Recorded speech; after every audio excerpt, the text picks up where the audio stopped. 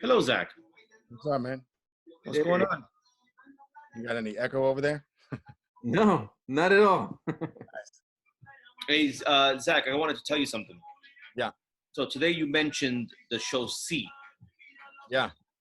I didn't get past episode 1, and I'm going to tell you why. What fucking annoyed me the most about that fucking show.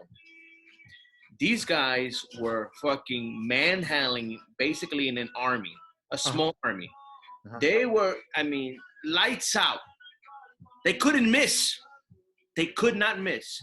But yet when they got You're making like they couldn't miss with their arrows. They weren't shooting arrows. No, they couldn't miss with their swings. Like, Yeah. no, they were like precise. I'm gonna smash him in the face with this hammer, even though I don't see him. Yeah. So if I'm hearing you, what you're saying is you found it hard to believe that they would be so capable. No, that's the beginning part. No, that I could believe that because you can train to be that good. Yeah. What bothered me is when they finished kicking the shit out of an army, they went to their village and they had to hold the rope to get to their fucking house. Oh, you need a fucking rope to get to your door, but you just fought an army. So, well, to be fair, I mean, even the Derek, rope- what's wrong with a cane? you're making like they needed the rope. Without the rope, they would not have found their way home. I took it more as No. the rope is a useful aid. No. I know it's a useful aid, but when you're that skilled, why do you need the rope? I get it. It looks cool. Great idea. No. It's a practical. I took it as it's a practical thing that makes life easier for a blind. It's like saying, yeah, you can see, so you don't need to be driven around. But sometimes it's more convenient to take a taxi. You know what I'm saying? Like, you know where you could walk there, but sometimes it's more convenient to take a car. No, that's totally. But I think it's less. What I would say to you, this is what I sense, and this is where I would meet you halfway.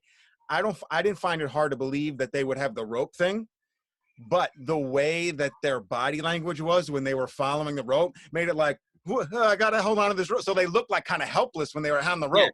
Yeah. If they would have had the rope, but instead they would have just been like walking like they owned it. Like, yeah, there's my rope. I'm just doing this so I don't have to fucking think as much. Yeah. Like, then it would have been more believable for you, I think. But Yeah, it was like they go from this capable killer to all of a sudden like, I need the rope. Yeah. I need this rope to get to my fucking front door. They only really had that in episode 1. I don't remember that really being like a common feature. Yeah. But that's the type of shit that just turns me to fuck off. I hear that. And then also the precision of the strikes. The precision, like, my weapon has fallen. Somebody kicked it 8 yards away, but I can dive and land exactly where it was kicked and pick it up without having to. Like, where is it? No, it's like. Right, yeah. I think the idea there is that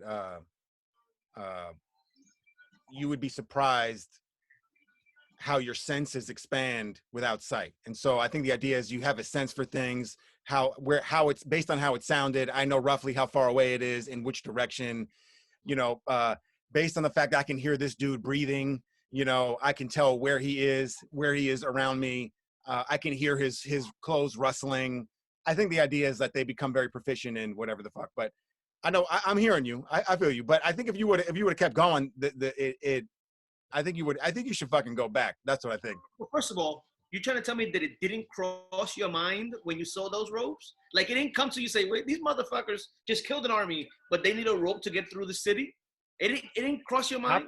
Not the rope, but the body language as they were on the rope made it seem like they went from seeming capable to a little helpless. It wasn't the rope that did it. It was how they were walking with the rope, or while they were like. Yeah. I don't know. It's like, what the fuck? Yeah. But, Abe, have you watched episode 1, Abe? No.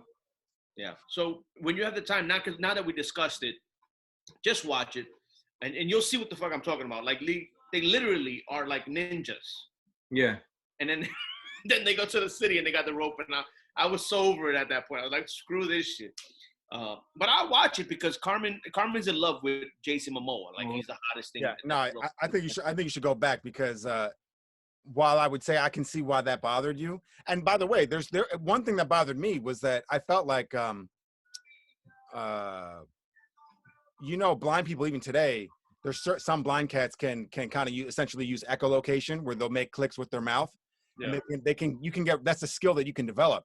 And some people have today, and that's not really a thing in there. And I'm like, wait a second, humanity's been blind for 500 years, and these guys got to the point where they can like battle in the way that you're seeing, but they ain't ever using any sort of mouth clicks to like echolocate. I would have liked to have seen that as part of another feature, because it would have made their ninja skills, as you put it, would have made it even more believable. Because I'm like, oh yeah, well they're echolocating these fucks. You know what I'm saying? Yeah. That would have been cool. But I got over that. I just got over it. And then I was like, I thought it really took off, man. I thought it was really good. There's a lot of things about it that I was very impressed with, on a lot of different levels. So I think you should put that aside and just get on with it.